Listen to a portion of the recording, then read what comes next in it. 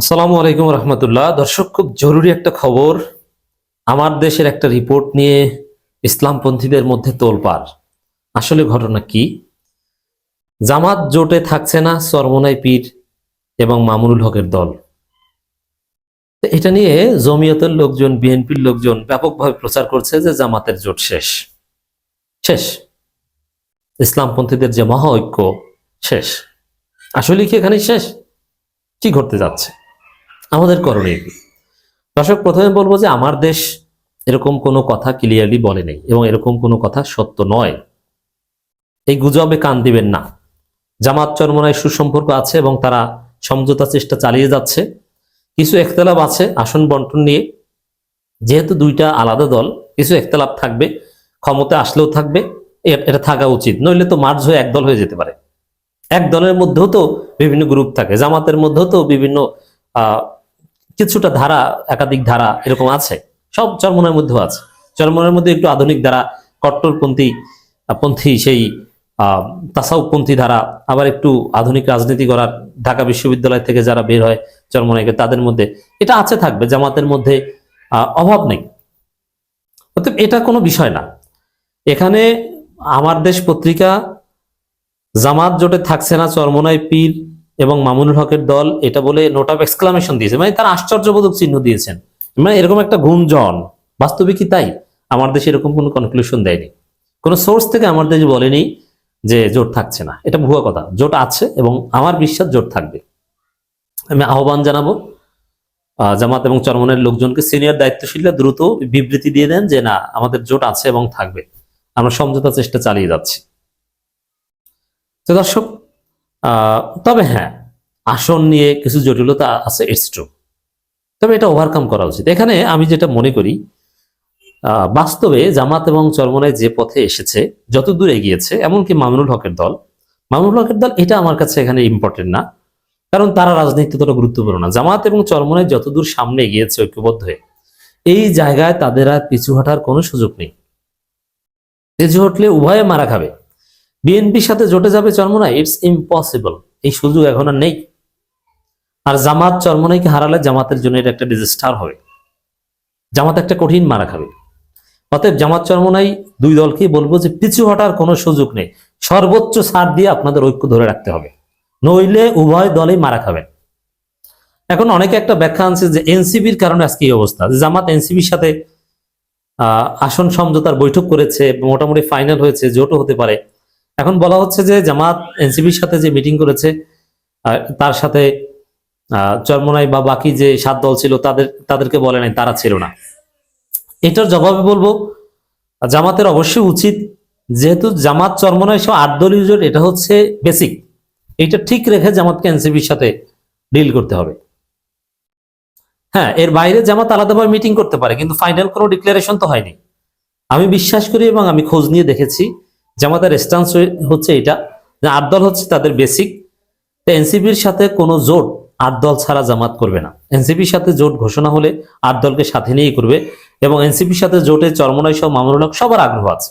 এমন না যে এনসিপির সাথে অমুক অমুক জোট করতে চায় না, সবার আগ্রহ আছে। তবে কত আসন কি দিবে এগুলো নিয়ে একতলাপ আছে। তো দর্শক, এই জায়গায় জামাত চরমোনাই জোট যদি বাই চান্স ভেঙে যায়, সেটা ওই চরমোনাই সহ বিভিন্ন দলে অযৌক্তিক আসন দাবির কারণে হবে। কিন্তু এটা করলে চরমোনাই পস্তাবে এবং জামাতেরও ক্ষতি হবে। জামাতের ভুল থাকলেও ক্ষতি হবে, ভুল না থাকলেও ক্ষতি হবে।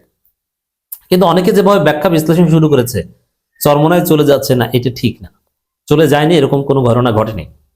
এখনো সর্বোচ্চ চেষ্টা চলছে। এবং আমি এই নিউজ পাওয়ার পর কয়েক মিনিটের মধ্যে জামাতের একদম বেসিক জায়গায় খোঁজ নিয়ে যেটা দেখেছি, এবং চরমোনাইয়ের সাথেও যে না, কিছু একতলাপ আছে, বাট জোট থাকছে না বা এরকম কোনো কথা না। আর চরমোনাইকে বাদ দিয়ে এনসিপির সাথে জামাত জোট করবে না, ইটস ইম্পসিবল। এটা জামাত কখনো করবে না। আর এনসিপির সাথে এখনো জোট হয়নি, প্রাথমিক আলোচনা হয়েছে, জামাত কোনো ফাইনাল কনফার্মেশন দেয়নি।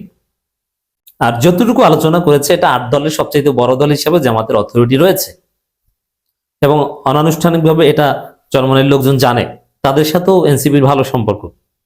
অতএব হতাশ হবেন না, তবে দৃঢ় মনোবল রাখতে হবে। বিশেষ করে যারা অনলাইন অ্যাক্টিভিস্ট আছেন, আমাদের আলোচনা শুনেন, সবার মধ্যে সুর একটাই থাকবে, এট এনি কস্ট জামাত চরমোনাই জোট চাই। 8 দল থাকবে, এর সাথে দল আরো 20টা আসবে প্রয়োজনে, কিন্তু 8 দল থাকবে, সমঝোতা হতে হবে তাতে। আর সমঝোতা আসন কাকে কোনটা দিতে হবে এটা বাস্তবতার ভিত্তিতে হতে হবে, যে কে জিতে আসতে পারবে। আবেগে বা হুজুর মানুষ দিয়ে দিলাম কতগুলো, এটা চলবে না, ঐক্য হতে হবে। আমি একটা কথা বলি, আগেও বলেছি, জামাত চরমনায় যদি এবার ফাটল ধরে সম্পর্কে, তারা যদি ঐক্যবদ্ধ থাকতে না পারে, মানুষ 2 দলকে ঝাড়ু পিটে করবে। তাদের জামাত হয়তো এককভাবেই অনেক জনপ্রিয়, কিন্তু জনপ্রিয় হলো চরমনাইকে বাদ দিয়ে তারা টিকতে পারবে না। বিএনপির বিরুদ্ধে তারা মাঠে টেকাটাই কঠিন হয়ে যাবে। প্রচারণায়, আমি মারামারির কথা বলছি না, মারামারিতে জামাতের সাথে বিএনপি পারবে না, তাতে চরমনাইকে লাগে, চরমনাই জামাতের এমন মাহামুলি কিছু উপকার করতে পারবে না। কিন্তু ইসলামপন্থী দলে হুজুর হিসাবে এবারে নির্বাচনে ক্ষমতায় যাওয়ার জন্য জামাতের জন্য চরমনাই একটা ব্লেজিং রহমত। এই যে জামাত ইসলামের বিরুদ্ধে কত ফতোয়া টতোয়া আসতো, মামুনুল হকরা আসেন বলে হেফাজতের কোনো ফতোয়া জামাতের বিরুদ্ধে কার্যকর নাই। জামাতের 84 বছরের ইতিহাসে অনেক নানান বিপদ কেটে গেছে এই চরমনাই এবং মামুনুল হকের কারণে। অতএব জামাতকে মাস্ট চরমনাই মামুনুল হকের এদের প্রতি গ্রেটফুল থাকতে হবে। এবং আমি যেটা খোঁজ নিয়েছি, জামাতের হাইকমান্ডের সাথে আলোচনা করেছি, না, তারা চরমনাই মামুনুল হককে ছাড়বে না, একসাথে নির্বাচন করবে। আর কিছু একতলাপ এটা হবে। আর এনসিপি জামাতের সাথে জোটে আসলেও বলবো যে ওরা বাটপার, আর চরমনাই ভালো। ওরা দেখবেন যে জামাতের সাথে জামাত যদি বলে 30 আসন দিব, ওইটা নিয়ে তারেক রহমানের কাছে যে বলবে যে এখন আমাদেরকে 8টা দেন, তাহলেই তারা খুশি। তো এটা স্টিল বাটপারি। অতএব এর কারণে জামাত চরমনাই সম্পর্ক ভেঙে যাবে না।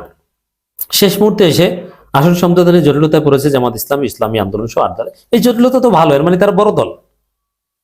সংশ্লিষ্ট লিয়াজু কমিটি দফায় দফায় বৈঠক করে একক প্রার্থী নির্বাচনে কোনো সমাধানে আসতে পারেনি। বিশেষ করে চরমনাই পীর সৈয়দ মোহাম্মদ রেজাউল করিমের নেতৃত্বে ইসলামী আন্দোলন মামুনুল হকের নেতৃত্বাধীন বাংলাদেশ খেলাফত মজলিসে আসন চাহিদা অনেক বেশি হয়, এই জটিলতা দেখা দিয়েছে বলে জানা গেছে। এখন মামুনুল হক কি, মামুনুল হককে বিএনপি 1টা আসন দিতে পারে সর্বোচ্চ, তো সেই জায়গায় মামুনুল হক এখানে 10টা পেতে পারেন, 15টা পেতে পারেন।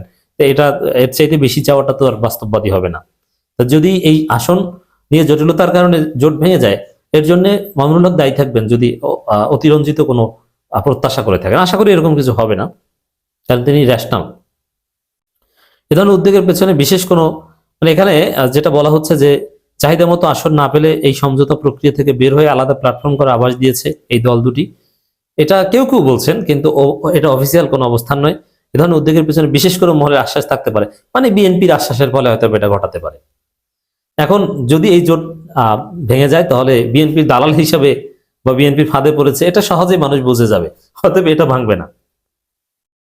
এখানে ওই যে বললাম না, মানুষ ঝাড়ু পিটে করবে। ইসলামী দল হিসেবে কোনো নীতি নৈতিকতা আলাদা কিচ্ছু থাকবে না।